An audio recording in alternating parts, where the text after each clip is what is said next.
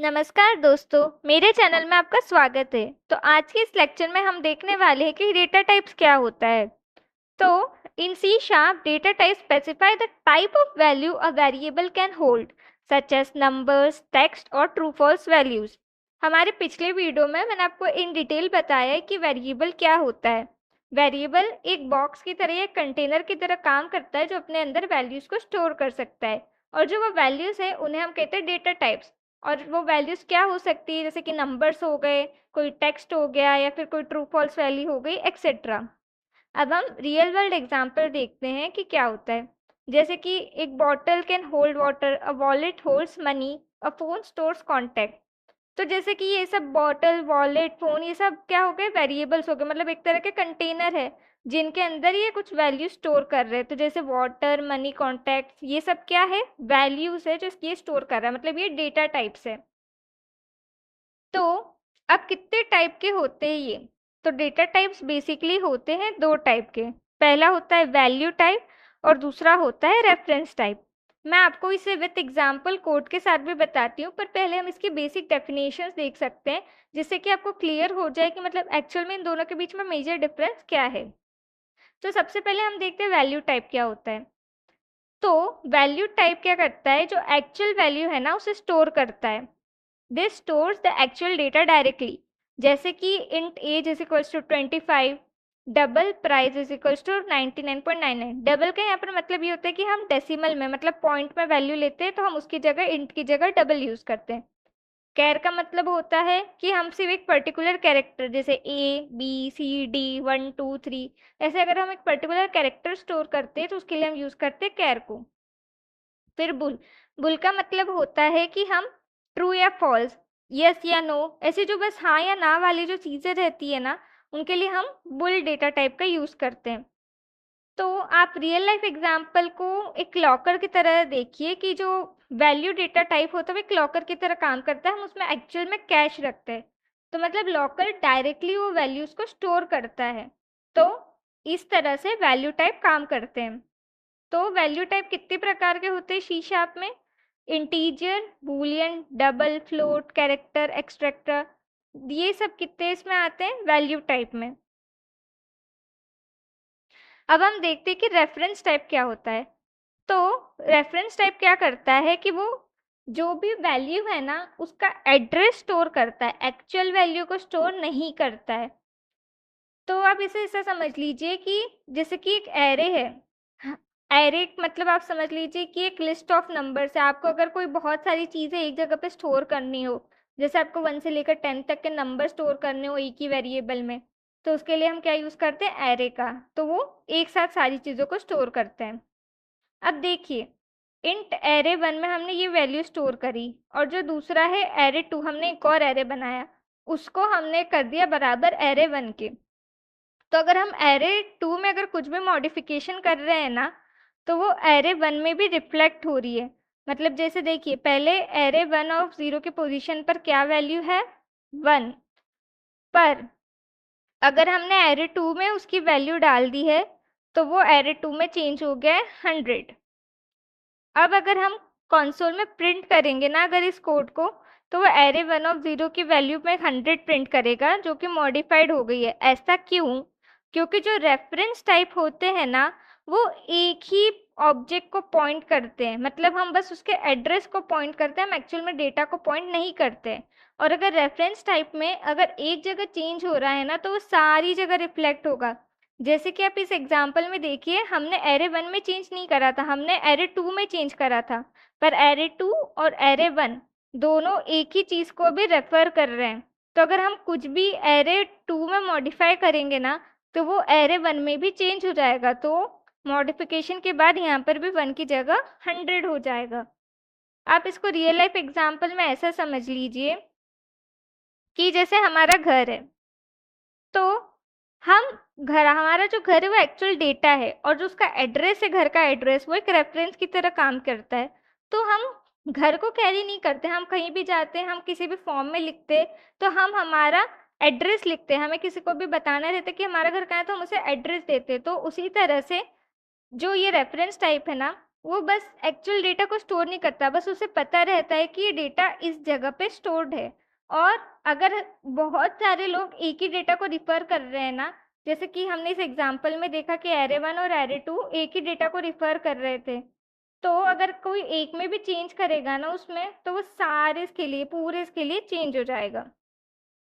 तो अब हम इसे और ब्रॉडर टर्म में कोड के थ्रू समझते हैं।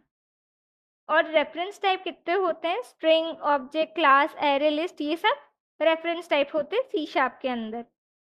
तो चलिए हम चलते हैं हमारे विजुअल स्टूडियो में और इसे कोड के थ्रू देखते हैं कि ये कैसे इम्प्लीमेंट हो रहा है।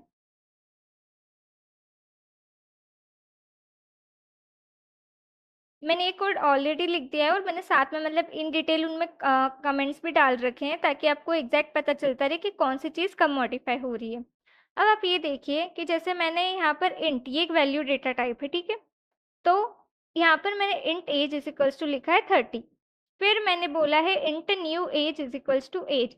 अब आप देखिए मैंने ये जो न्यू एज दूसरा एक वेरिएबल बनाया है उसके अंदर मैंने इसको पॉइंट आउट करा कि इसकी वैल्यू इसके बराबर कर दो। अब देखिए जब हम पहले इसको प्रिंट कर रहे हैं एजेस और न्यू एजेस, तब देखना इसके दोनों के आउटपुट में क्या आना चाहिए? 30। अब आप देखिए अब मैंने जो ये नया न्यू एज है ना, इसकी जगह मैंने अब इसकी वैल्यू चेंज करके लिख दी है 40। अब जब मैं यहाँ पर मॉडिफाई कर रही हूँ ना, मैंने न्यू एज की वैल्यू 40 कर दी है, तो जो ये एज है ना इसको कुछ फर्क नहीं पड़ेगा, ये अभी भी 30 ही रहेगी, बस ये न्यू एज चेंज हो जाएगी। ऐसा क्यों? क्योंकि वैल्यू टाइप के अंदर अगर हम किसी चीज़ को, जैसे कि अगर मैं न्यू एज, हमने एक नया वेरिएबल बनाया, उसको मैं इस वेरिएबल की वैल्यू असाइन कर रही हूँ, तो ये इसकी एक कॉपी बना लेगा और बस उस कॉपी के अंदर चेंज होगा, जो ओरिजिनल है उसको कुछ फर्क नहीं पड़ेगा। आप इसको ऐसे समझ लीजिए कि आपके पास एक फ़ोटो है, आपने उसकी एक फ़ोटोकॉपी करवा ली है। अब आप उस फ़ोटोकॉपी पे एडिट करोगे तो जो आपकी ओरिजिनल फ़ोटो है उसमें थोड़ी कुछ चेंज आएगा। तो वैल्यू टाइप्स इसी प्रकार से होते हैं। अब यहीं हम चलते हैं रेफरेंस डेटा टाइप पे। तो जैसे कि मैंने आपको अभी बताया था वहाँ पर भी कि इंट एरे एक हमने लिया है, उसके अंदर हमने 1 2 3 वैल्यू डाल दी है, ठीक है।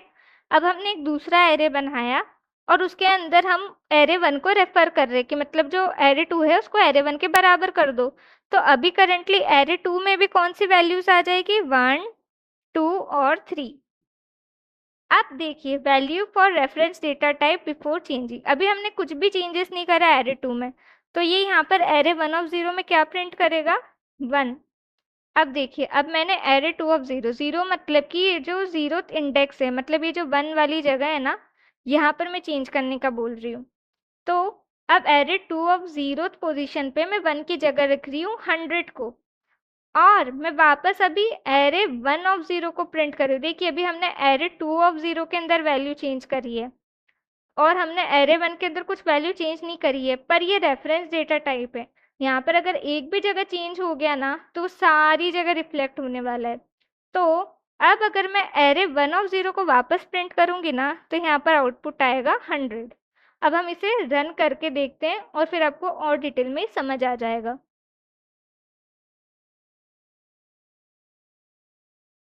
अब देखिए एज है 30, न्यू एज इज 30। अभी देखिए अभी बिना कुछ मॉडिफाई करने से पहले दोनों की वैल्यू सेम आ रही है। अब हमने देखिए अब हमने यहाँ पर, मैं आपको कोड में इसको साइड बाय साइड रख के बताती हूँ। अब यहाँ पर देखिए अब मैंने जो ये न्यू एज है ना उसको मैंने दे दी थी एज की वैल्यू पहले, तो यहाँ पर ये 30 प्रिंट हो गया। अब मैंने न्यू एज की वैल्यू रख दी है 40, पर आप देखिए जब मैं एज को प्रिंट कर रही हूँ तो एज अभी भी 30 ही आ रहा है, जो हमारा एज है उसके अंदर कुछ भी चेंज नहीं हुआ है। पर जो न्यू एज है ना वही चेंज होके 40 हुई है, मतलब कि वैल्यू टाइप में ओरिजिनल को कुछ भी फर्क नहीं पड़ता है अगर हम दूसरे को चेंज करें, क्योंकि वो एक कॉपी बन जाती है और ओरिजिनल वैल्यू पे इफेक्ट नहीं आता है। पर यही आप रेफरेंस डेटा टाइप के अंदर देखिए, पहले हमारा जो एरे 1 था, हमने अभी बस एरे 2 के अंदर एरे 1 की वैल्यू डाल दी थी कि एरे 2 को एरे 1 के बराबर कर दो 1 2 3। अब जब हमने उसको फर्स्ट इसमें प्रिंट करा है value for reference data type before changing array of 1 of 0। Array of 1 of 0 क्या है अभी 1। देखिए यहाँ पर पहले प्रिंट हुआ है 1 बिफोर चेंजिंग। अब मैंने एरे ऑफ 2 ऑफ 0 की वैल्यू रख दी है 100। मतलब अभी मैंने इसको बोला है कि 1 की जगह यहाँ पर कर दो 100। तो अब देखिए मैं इसको बोल रही हूँ यहाँ पर 1 की जगह 100 करो, तो फिर एरे ऑफ 1 ऑफ 0 के अंदर क्या आ रहा है 100। तो इससे हमें क्या समझ में आया कि रेफरेंस डेटा टाइप में हम बस एड्रेस स्टोर करते हैं एक्चुअल डेटा का, और कहीं पर भी मॉडिफिकेशन होगा तो वो सब जगह चेंज हो जाएगा। भले ही आपने यहाँ पर एरे 2 में चेंज करा है पर वो एरे 1 में भी दिख रहा है चेंज। जबकि वैल्यू डेटा टाइप के अंदर अगर अगर जो वैल्यू डेटा टाइप है उसके अंदर ऐसा रहता है कि अगर हमने इसको उसकी वैल्यू असाइन भी कर दी, जैसे हमने अब इसको न्यू एज की वैल्यू रख दी हमने एज के बराबर, तो इसमें क्या हो रहा है यहाँ पर एक कॉपी ऑफ एज बन जा रही है न्यू एज के लिए। तो अगर आप कॉपी को कुछ भी मॉडिफाई करोगे तो वो ओरिजिनल को अफेक्ट नहीं करेगा। तो यहाँ पर ओरिजिनल वैल्यू एग्जैक्ट वही रहेगी और जो बस कॉपी बनी थी उसी में वैल्यू चेंज होगी। तो ये है major difference between value data type and reference data type.